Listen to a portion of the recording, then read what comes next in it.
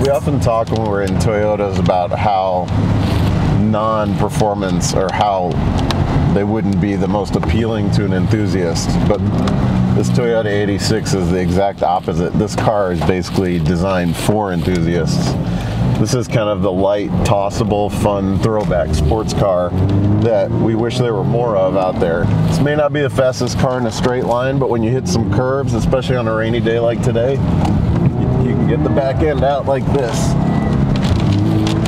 That's almost more fun. The 2-liter opposed flat 4-cylinder, also known as a boxer engine, you know, is really a throwback to the fact that this was shared as a platform between Subaru and Toyota, or Scion, when it first came out. This was initially the Scion FRS. Made some improvements, they made some changes. Obviously the exterior is a little bit different. There's supposedly more downforce in the front and rear valences. And then they've retuned the suspension a little bit. They've actually made it a little bit softer. You know, it's a little less crashy over the bumps, a little bit more comfortable to drive every day. Boxer engine has a really unique sound as you go up through the gears. Sounds really cool.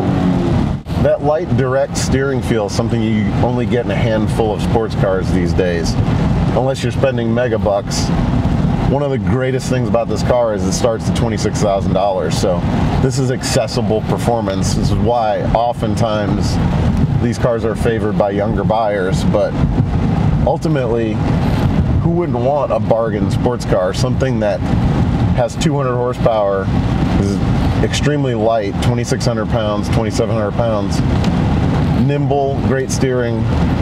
Honestly, who wouldn't just choose this as their everyday driver if you're a bit of an enthusiast and you're looking for a car in the $20,000 range? Of course, the answer to that question for a lot of people, why they wouldn't choose this, is supposedly this is a 2+2 sports coupe, but the back seat is kind of barely usable. I'm 6'3" and I fit really comfortably in this seat, but if you look behind me right now, there's very few people that would actually be able to sit back here. So if it's just you and another person that need to go around, and every once in a while maybe 1 or 2 people in the back, you could get by with this. If you need to carry your friends around, it's not going to happen.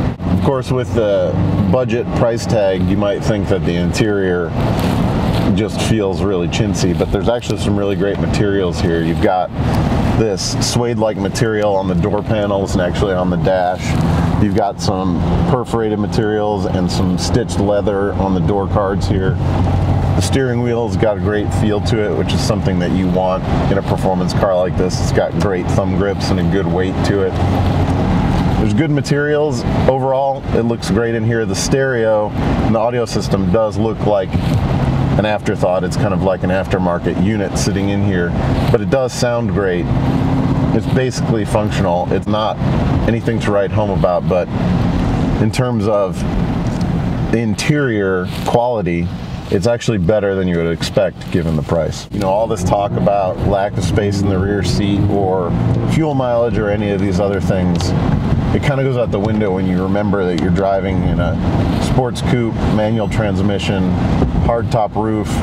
This is something that nobody makes anymore. Ultimately, everybody wants sunroofs and all these huge features and dual clutch gearboxes.